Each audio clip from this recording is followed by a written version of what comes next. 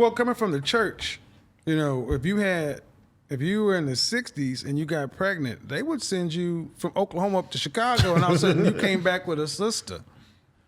But now I see the same women going into the church, coming in with 2 kids by 2 different men, pregnant with another, but they sit on the front pew right here, and the pastor shouting them out. I'm like, we've taken away consequence, we've taken away judgment. And also men have left the church because they're like, this is not right. So you have women being fed what they want to hear to keep them buying books, paying tithes, and all this other kind of stuff. But the men aren't in these places because the men say, I don't want this. You can do that. You want to have children, that's fine, but I don't want to pay for another guy's kids. And now the women who find themselves in that position are like, well, wait a minute. This is cool 3 years ago. No, it really wasn't. Guys just couldn't say anything because if you were in a position to have a platform to say something, you'd be deplatformed. This has only been something that's been all right to talk about in the last under 12 months. Right. So make hay while you can, right? Because it's the reality, and more women are starting to realize that if you do have kids, okay, understand what that effectively does is it reduces your overall marketplace value, and don't get mad at the market, just adjust.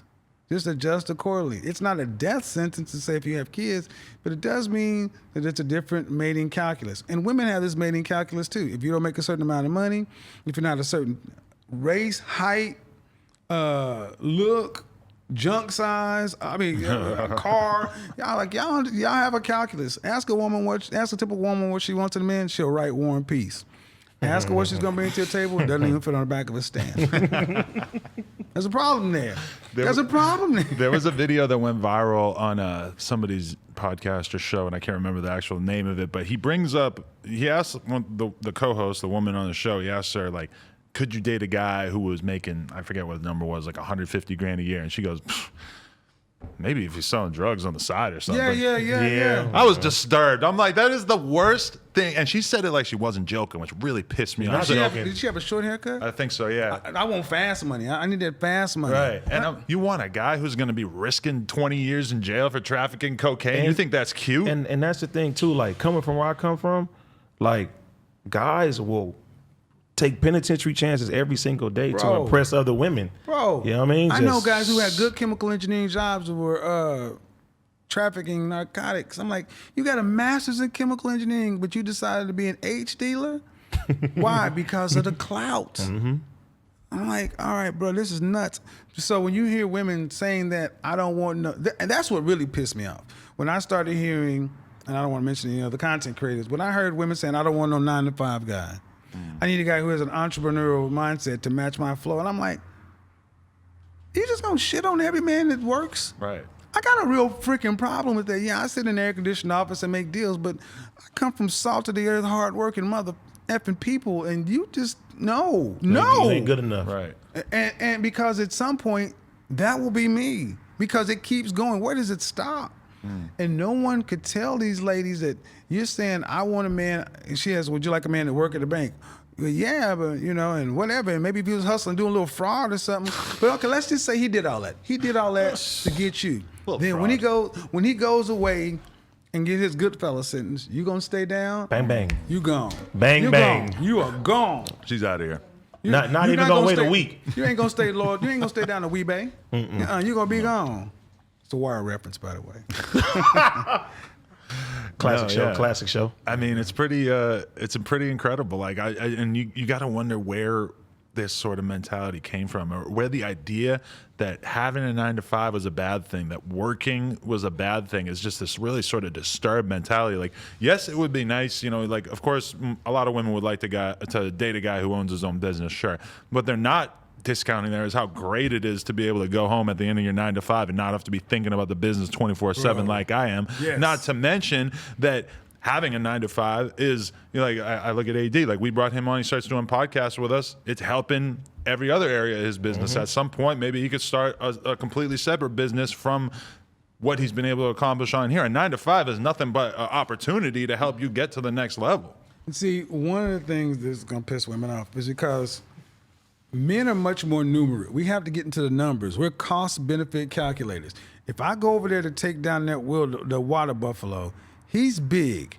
I may get him, but if he hits me with that tusk, I'm out, or I break something, I'm dead. There's a rabbit. There's not as much meat on there, but that rabbit ain't gonna take me out. I'm a little tired. I'm gonna fuck with the rabbit. I'm gonna snack on your ass, and then I'm gonna come and get your ass in a minute when I get my boys. We laugh because we understand, because if I do that right now, I'm gone, because there's no one coming to get my back. Men have to run these numbers. So what I find is women often say, I just want the water buffalo, go get it. Wait a minute, do you not understand that's a different risk? So I want it. Right. And I mean, and I've had water buffalo before. You some kind of punk, why can't you get water buffalo? Pussy. It's like, wait, hold on. You were eating berries at your house. I can bring you rabbit, which is better than berries. Rabbits and berries may be pretty good. Tricks is for kids. But this motherfucker, but you want me to go get this. And you want me to go. You boss. You want me to go get this thing. Why? To prove to you what? And when I do that, and if I miss, are you going to help me back to health? Nurse me back to health? No. You're going to eat them berries and go find somebody else to go. No. And that's what they tell these men. I'm like, what are you telling the guy? You want to do fraud to do what? To get you $50,000 to do what? Just because I need it. For what? But it's because you've had this, and I hate to use hip hop and that stuff as a culprit, because we gained a lot from hip hop. But there has been a market change from the message to the watches and the cars and this and that. But average people used to understand not everybody got a AP watch.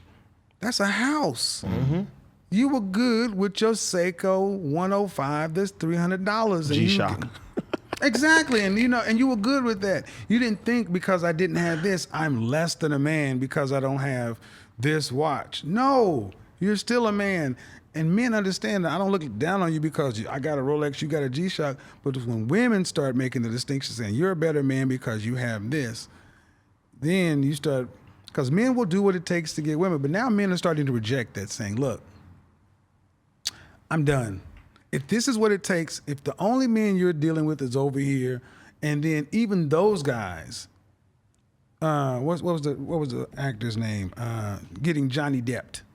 Even those guys. You got guys who are supposed to be apex alpha male, got everything else, and they're getting left. Why can't they keep them? And guys are saying, you know what? No mas, I'm done.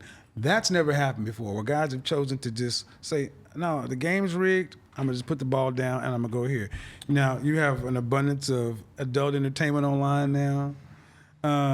You got yeah, man. You got adult. I mean, yeah. I used to keep the frat porn collection. So you got. I'm in there. He's in porn. He's in porn. He's Great guy. make Great it guy. super explicit. Hey, man, we made a lot of money on OnlyFans, my friend. Okay, guys, we want to thank you so much for getting us to 100,000 subscribers right here on the Clips channel. If you want to support, please click that subscribe button. We're trying to get to 200K. Thank you so much.